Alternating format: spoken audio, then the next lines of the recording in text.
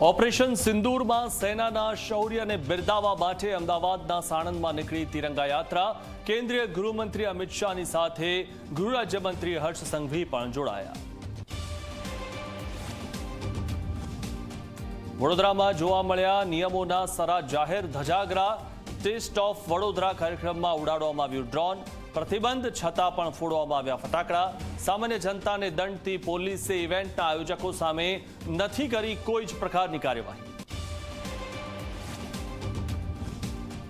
અમરેલીના દરિયામાં શંકાસ્પદ બોટ દેખાતા તપાસ એજન્સીઓનો ધમધમાટ.